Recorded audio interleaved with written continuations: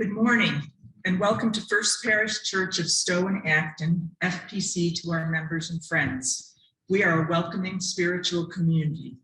My name is Sue Moses and I am a member of the Board of Trustees, the Stewardship Committee, and the Auction Committee. And please bear with me because I left my glasses at home, so I'm going to try to do this without much sight.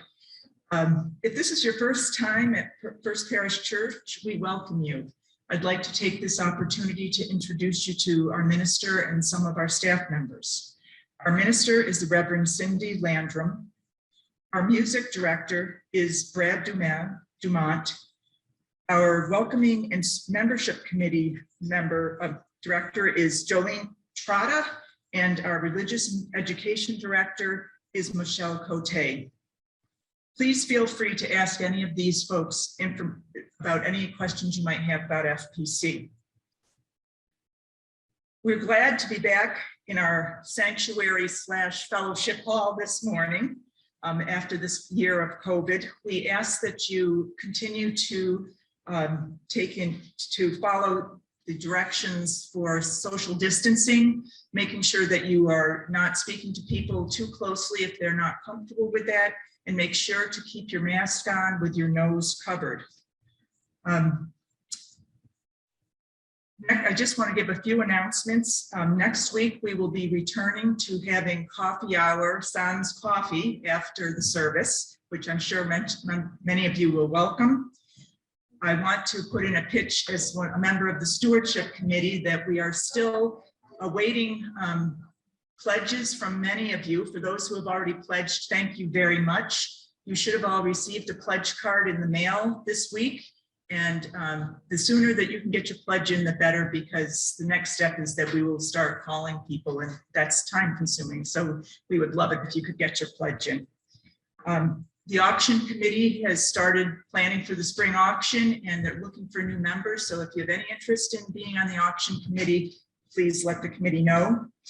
And I think I probably missed something, but I can't see it. Anything I need to say? All right, thank you.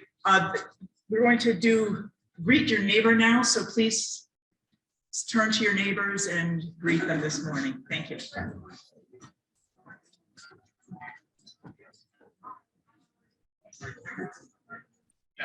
Good morning, everyone. Hi, Kay. Good to have you with us. Good morning. Hi, Ron. Hi, Helen. Good morning. Hi, Martha. Good morning, Ed. How are you? Morning, everybody. Good morning. Good morning, Tina. Hi, Carrie. Hi, Nancy. Good morning, Susan. We're doing some creative technology here today. See you from Fellowship Hall.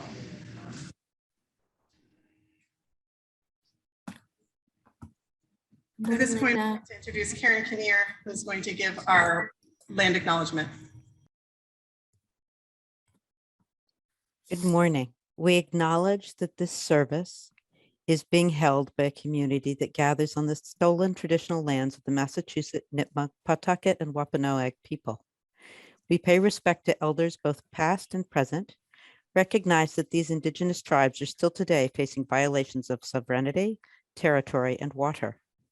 We grieve for the many ancestors who lost their lives to colonization of this land and stand with those indigenous people who are suffering the effects of that genocide today. We also give thanks for all the gifts this land brings us, the earth which we walk upon and from which grow the life-giving plants and the creatures who live here, the waters, winds, sun, moon, and stars around us. We are grateful for the generations of ancestors who have paved the way before us, for the people of the present who are here of one mind, and for those of the future who are affected by the decisions we make here today and every day. We recognize this is just a first step in moving toward right relationship with Native peoples and healing of the earth. Good morning, everyone. Our opening words, and indeed all of our readings in today's service, come from Thich Nhat Hanh. This is titled, I Have Arrived. We believe that happiness is possible only in the future. That is why the practice, I have arrived, is very important. The realization that we have already arrived, that we don't need to travel any further, that we are already here, can give us peace and joy. The conditions for our happiness are already sufficient. We only need to allow ourselves to be in the present moment, and we will be able to touch them. In this spirit of being present in the present moment, I invite you to be fully present as I light our chalice flame, the symbol of Unitarian Universalism.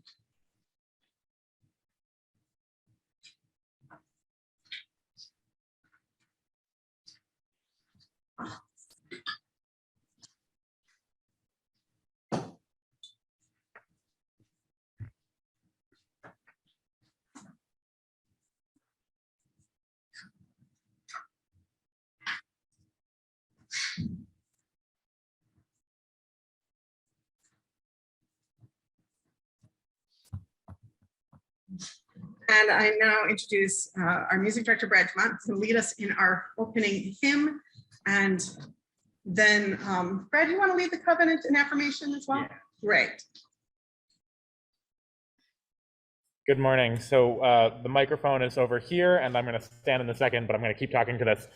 One thing that we've been working through this morning is that we had hoped to, and I hope you can still hear me on Zoom okay, we had hoped to share some of the recorded hymns that the choirs worked on. Because we're in a new space, new environment, new tech challenges, we aren't able to actually share those videos we made. So thank you to our folks that are here. You'll see those online later. So we'll be singing all the hymns live today. The first service heard your beautiful voices. So this first hymn is Be Left Unto Yourselves. Can I ask you to just come with snow?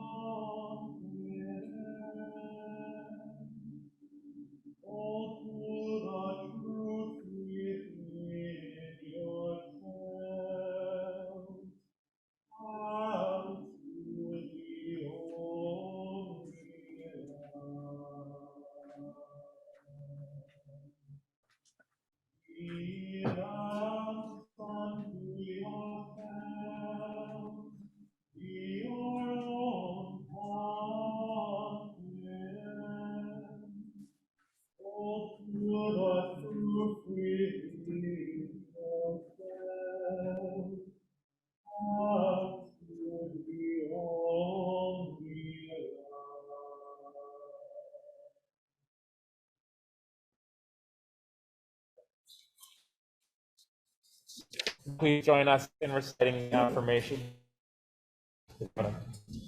Love is the spirit of this church, and service its law. This is our great covenant, to dwell together in peace, to seek the truth in love, and to help one another.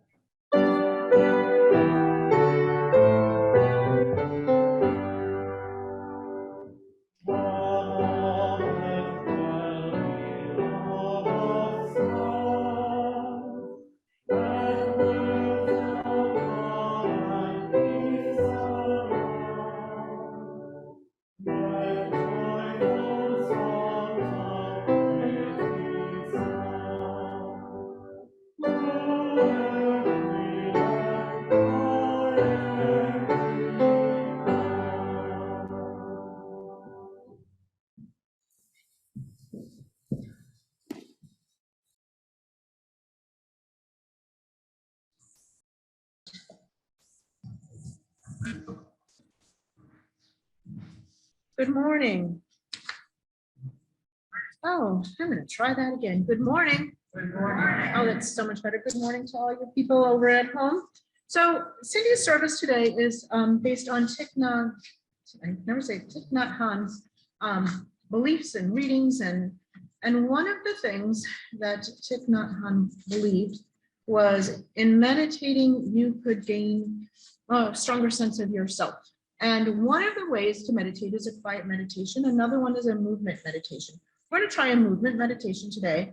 I'm going to alter it a little. And when you do it with kids, you go as fast as you can. We're not going to do that. We're just going to be mindfully moving.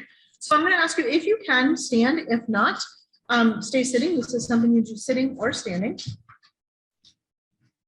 And there's going to be four different motions. The first one, and at home, please stand up. This is for you as well. You're going to reach down to get power from the earth. You're going to reach up to the sky for inspiration. You're going to stomp out injustice and move in the winds of change. All right, so reach down to get power from the earth. Reach up to the sky for inspiration. Stomp out injustice. Move in the winds of change. Reach down to get power from the earth. Reach up to the sky for inspiration. Stomp out injustice. Move in the winds of change. We're going to do it 2 more times. Reach down to get power from the earth. Reach up to the sky for inspiration. Stomp out injustice. Move in the winds of change. And this last one we're going to do super slow. Reach down to get power from the earth. Reach up to the sky for inspiration. Stomp out injustice. Move in the winds of change. Thank you.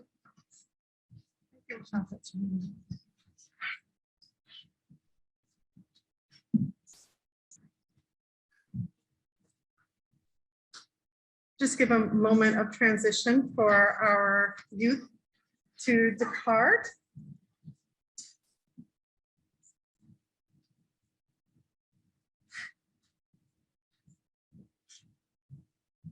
And I'm going to invite forward Carolyn Zettler, our lay minister, to share those joys and sorrows that we've received in advance. And then I invite you in the room. You're going to have to come up here and stand here for people offsite to see you and hear you. So if you want to share joy and sorrow after Carolyn does that, she'll light a candle for you over here. And then we'll hear joys and sorrows from offsite.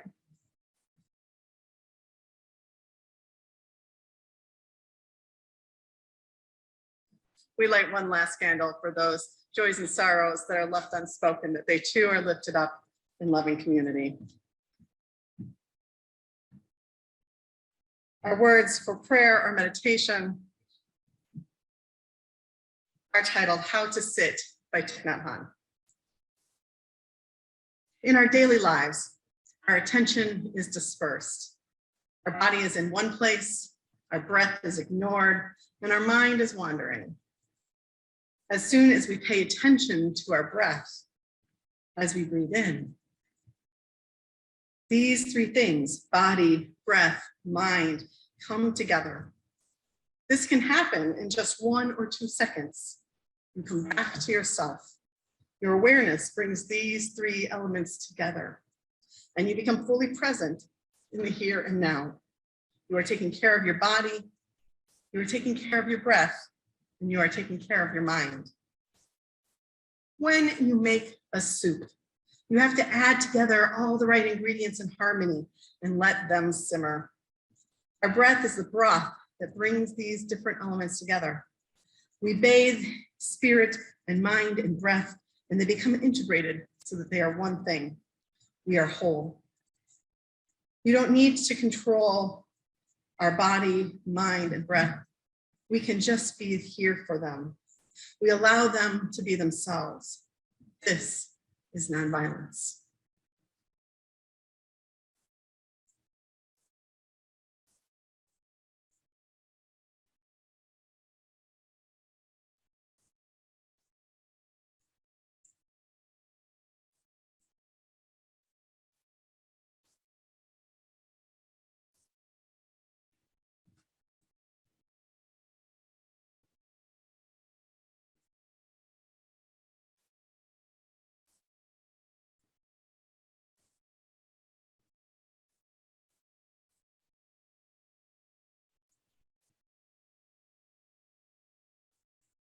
Must be.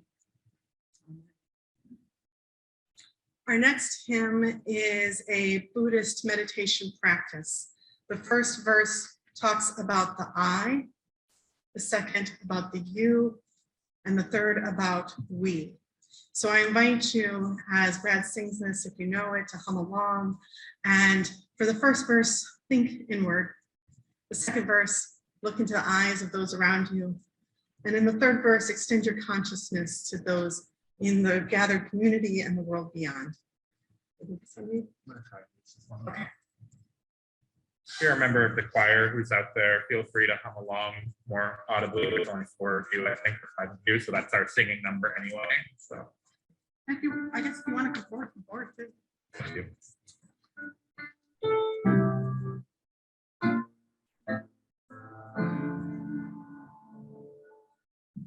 May I be filled with loving kindness. May I be well. May I be filled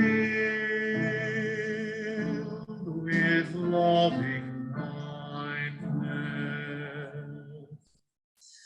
May I be well. May I be peaceful and at ease. May I be whole.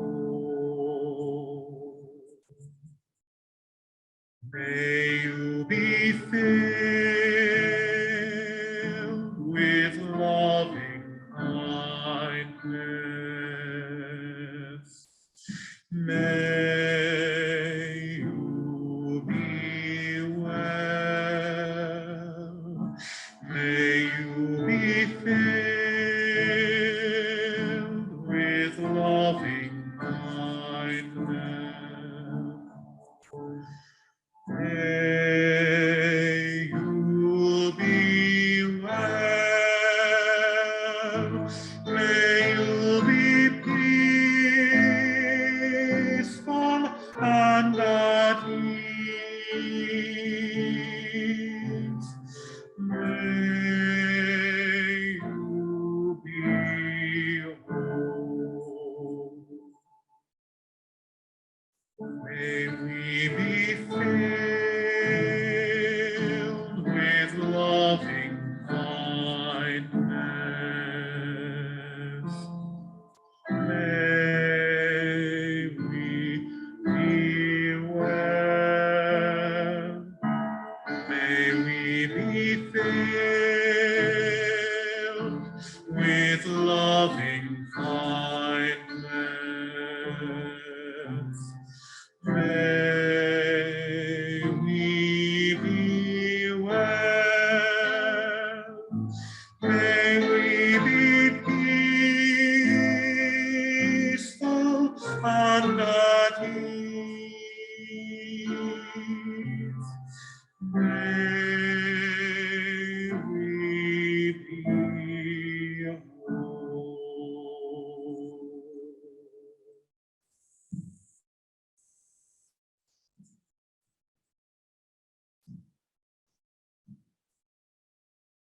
Our first readings today by Thích Nhất Hạnh are From How to Fight and How to Connect. This is a series of 9 books he wrote on various aspects of meditation. They're short, little, easy to divulge words and passages that are short and easy to comprehend, that take you through various parts of meditation practice. So From How to Fight. When we look deeply into our anger, we can see that the person we call our enemy is also suffering. Because they suffer so much, their suffering spills over onto us and onto others. When we recognize that someone is suffering, it's easy to accept them and to have compassion. This is what Jesus called loving your enemy. Love means to embrace the other person with compassion. This is possible when we know that the other person is suffering and needs our compassion, not our anger. When we're able to love our enemy, that person is no longer our enemy. The idea of enemy vanishes and is replaced by the person who is suffering and needs compassion. Sometimes it's very easy, easier than you may think. What's important is to practice looking deeply and from how to connect. In our society, countless people suffer from loneliness. We try to cover up our feelings of emptiness by consuming things or by constantly trying to connect with others. Technology supplies us with many devices for staying connected, yet we continue to feel lonely. We might spend the whole day trying to connect, checking email many times, sending texts, posting messages, watching videos, without reducing the amount of loneliness inside.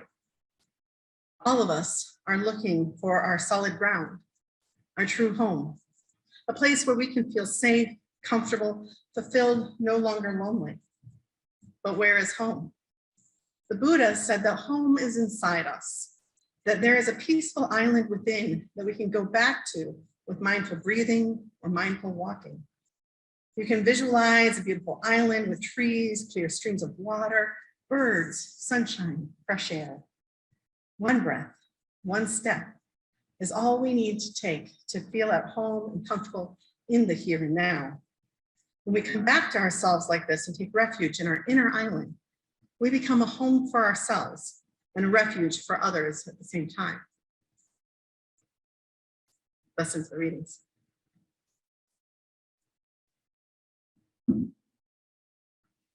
So the Buddhist teacher Thich Nhat Hanh died in January, which is why we're honoring him today. I wanted to begin with telling you a little about him, because despite the fact that I had been reading his work for years and knew him to be a great Buddhist teacher, had quoted him many, many times, I didn't know that much about his life until after his death, and it's a fascinating one. Thich Nhat Hanh was born in Vietnam and had a different name then. The name we know him by is a later name. Thich is the name that's in place of a surname, and it's the name that Buddhist monks in this part of the world take when they take their monastic vows or pledge. The Wikipedia article on him says that it's implying that their first family is the Buddhist family, the Buddhist community. It means of the Shakya clan. And then Nath, the middle name, means one, but one in the sense of number one or being best. And Han means action in the sense of taking right actions. So, and in addition, he is commonly called Thay, which means teacher, or Thay Nhat Hanh. So his name tells us that he's a teacher of Buddhism, and in particular, a teacher of best actions. We have Thich Nhat Hanh to thank, actually, really, for much of the spread of Buddhism to our country. His books and his teachings, as the comparative work he did on comparing Living Buddha, Living Christ, the book comparing Jesus and Buddha, is much to thank for our understanding of Buddhism here in America. Thich Nhat Hanh's Buddhism that he taught was what he called engaged Buddhism, which is a Buddhism that is engaged with social justice and social reform. Best actions, you might say. When we think of parallels in Christianity, we might think about how some branches of Christianity are less engaged in social justice and social reform work. Like maybe they do some charity work, but they don't really do justice work of trying to change the systems and structures of oppression. And then you have other branches of Christianity, like your UCC and Quakers and liberationist Catholics, where their faith is very much about social reform, social justice. Unitarian Universalism comes out of that social gospel branch. Well, Thich Nhat Hanh's Buddhism is the Buddhist equivalent of that social gospel branch of Christianity. He was exiled from Vietnam for opposing the Vietnam War, and so he became a Buddhist in exile who brought Buddhism to the rest of the world, starting his monastery Plum Village in France and numerous other monasteries and retreat centers across the globe.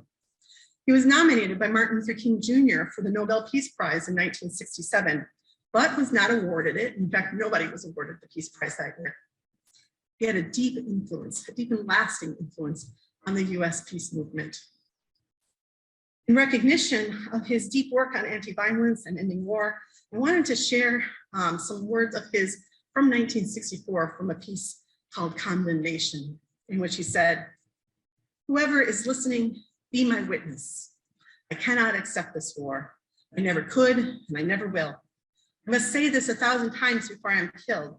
I am like the bird who dies for the sake of its mate, dripping blood from its broken beak and crying out, beware, turn around and face your real enemies, ambition, violence, hatred, and greed. And you can see there in those early words of his, all the way back to 64, the germ of his later writings, where the focus is all on the personal. End your own internal anger and find compassion. Here's a quote from the Iraq War, for example, which mirrors this consistency of thought through the decades.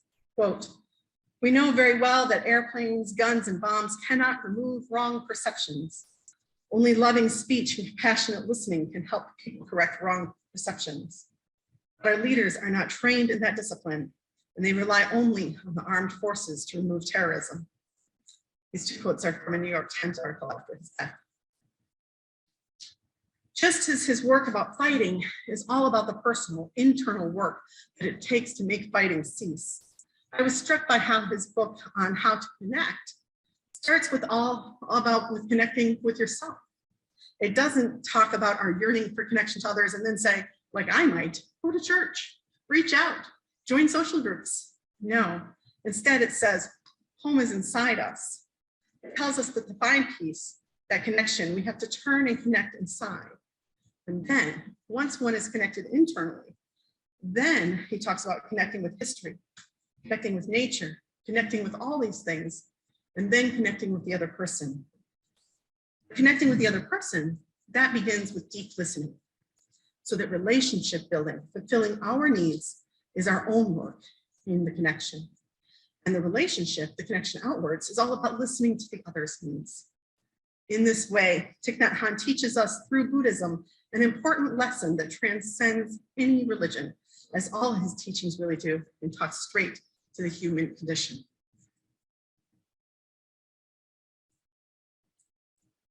Our plate sharing video is in the order of service because we shared it at the first service, since we weren't able to get video working for first service last week, but we did get video working for second service last week, and we're not getting video working for second service this week, so such is life. But I have a story from you to introduce our plate sharing today, again from Thich Nhat Hanh, titled Sitting in Prison. He says, a Vietnamese student of mine studied English literature at Indiana University before returning to Vietnam and being ordained as a nun. As a nun, she was very active in trying to ease the suffering of people's daily lives. She was arrested by the police and put into prison because of her actions. She would practice sitting meditation in her prison cell. It was difficult because the guards saw her sitting as a provocative action. They thought she was defying them by sitting peacefully. She would wait until night when the lights were off so she could sit like a free person. The people who put her in prison were trying to control her. She had to practice so she wouldn't lose her mind. Sitting like that gave her space in her heart. She also taught others who were incarcerated how to sit and breathe so that they would suffer less. In her outer form, she was caught in prison, yet she was completely free. If you can sit like that, the walls are not there. You are in touch with the whole universe. You have more freedom than people outside who are imprisoning themselves with their agitation and anger. People can try to steal many things from us, but they can't steal our determination and our practice. So this month we are sharing our weekly offering with the Concord Prison Outreach that is also trying to reach within the prison walls and bring people a sense of freedom. For their good work and the work of this church, the offering is gratefully received.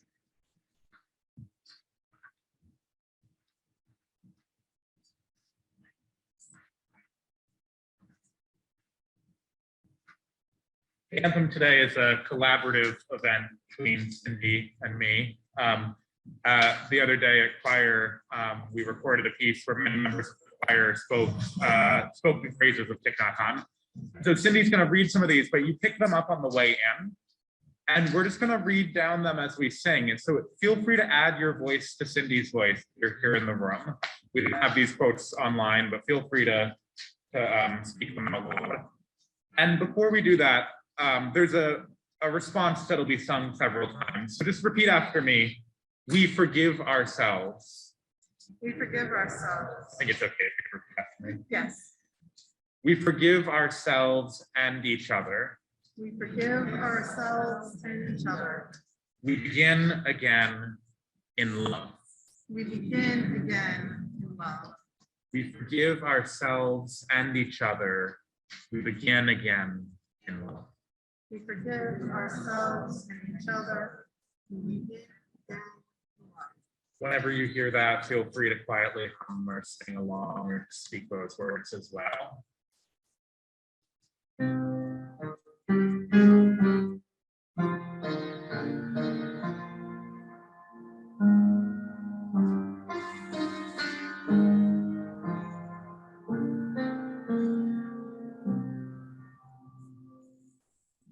We forgive ourselves and each other.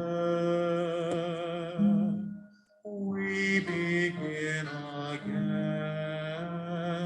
in love. Breathing in, I calm body and mind. Breathing out, I smile. Dwelling in the present moment, I know this is the only moment. We forgive ourselves and each other. We begin again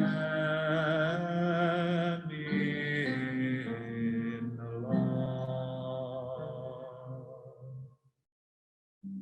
The seed of suffering in you may be strong, but don't wait until you have no more suffering before allowing yourself to be happy.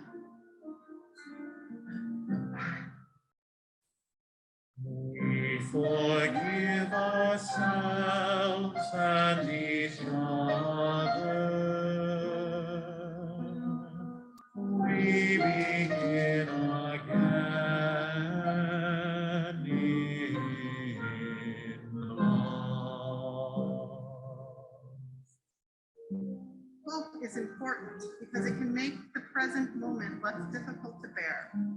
If we believe that tomorrow will be better, we can bear a hardship today.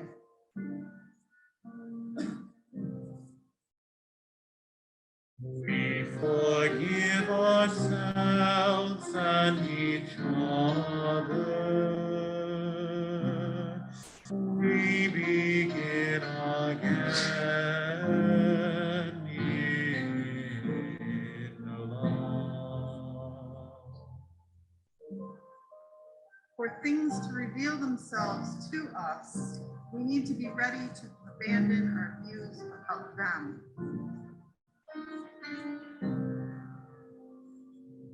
We forgive ourselves and each other.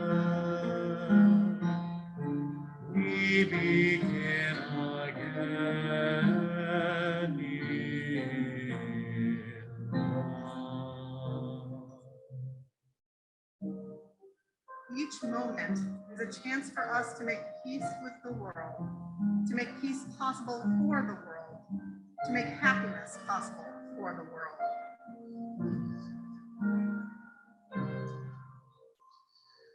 We forgive ourselves and each other. We begin again in love.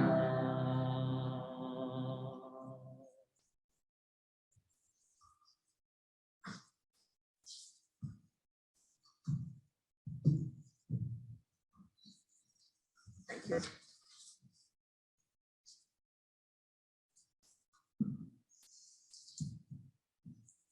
I have two readings from How to Love.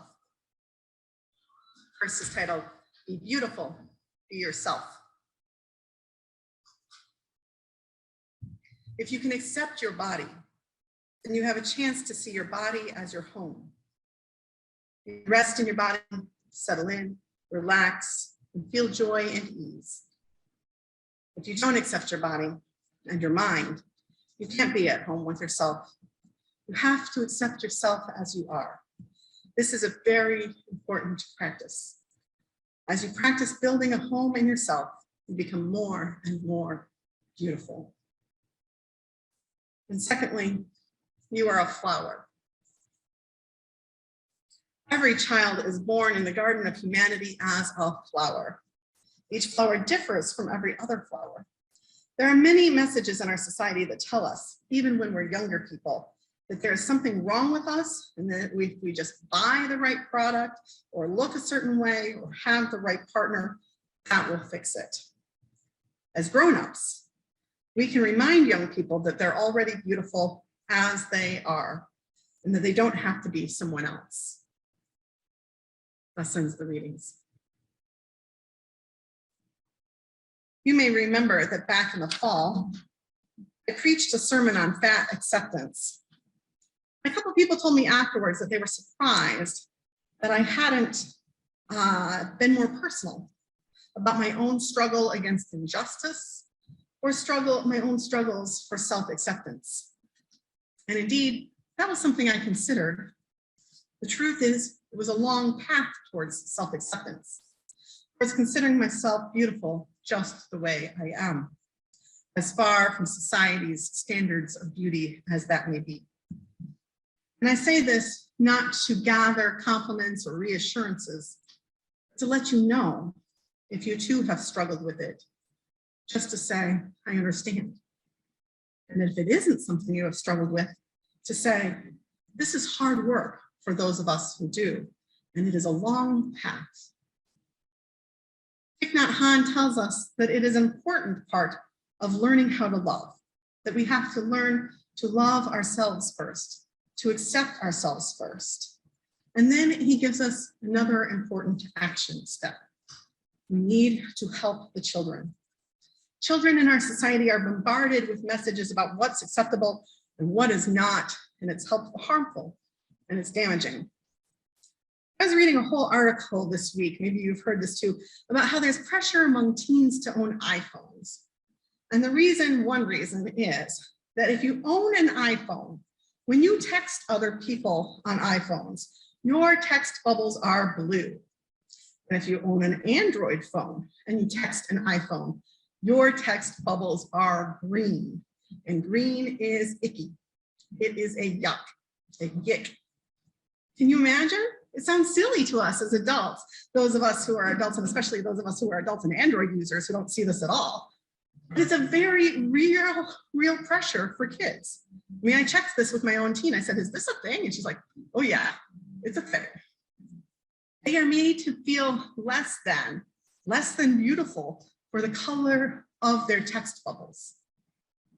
Now imagine if we can do that to teens because of the color of their text bubbles. What are we doing to kids about the color of their skin or the shape of their bodies or the texture of their hair? It is the opposite of nonviolence. What's powerful about Thich Nhat Hanh's work as I read through it is that he gives us things individually that we can do. Things we can do are, first of all, to love ourselves, to improve ourselves. But he was also no stranger to religious community, having founded Plum Village and also a global set of connected monasteries and retreat centers in the US, France, Vietnam, Australia, all over the world. And while he was doing this and publishing 130 books in dozens of languages, he brought his thoughts to countless more. One of the greatest religious figures of our era in terms of sheer impact. He was eventually allowed to return to Vietnam and died there, but I'm so grateful that before he did, he became the gift he was to the entire world, because he taught us one breath at a time, one small engaged action at a time, one moment of turning and focusing inwards and loving ourselves at a time. We can change the world we live in, because indeed he did. And may we do that together in community. Our closing hymn is number 193. Our faith is but a single gem. You don't have hymnals, so just enjoy Brad singing this. People online, you have words in your order of service in a special supplement for online, which I should have printed for you in the room, but didn't. So we live and learn.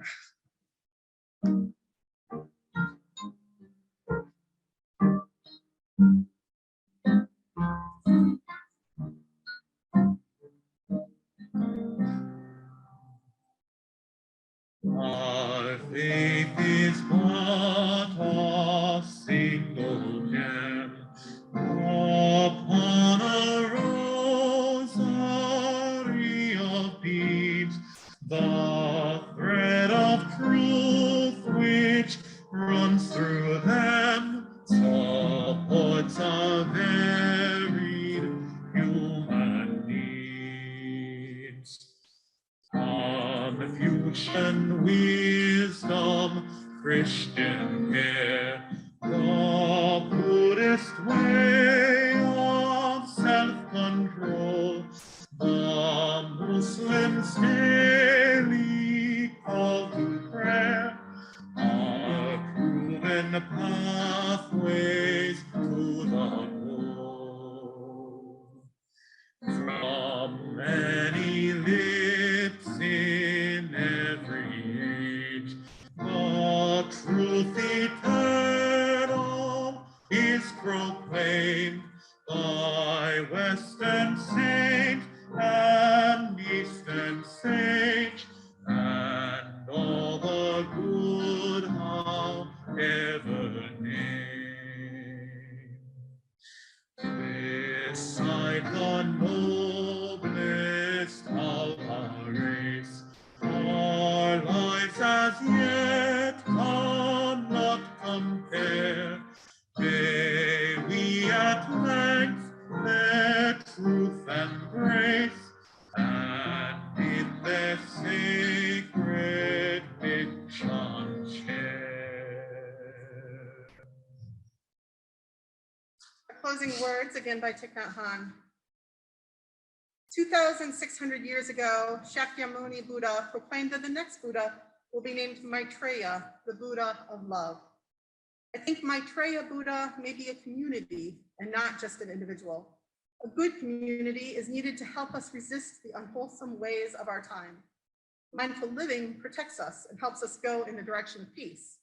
With the support of friends in practice, peace has a chance.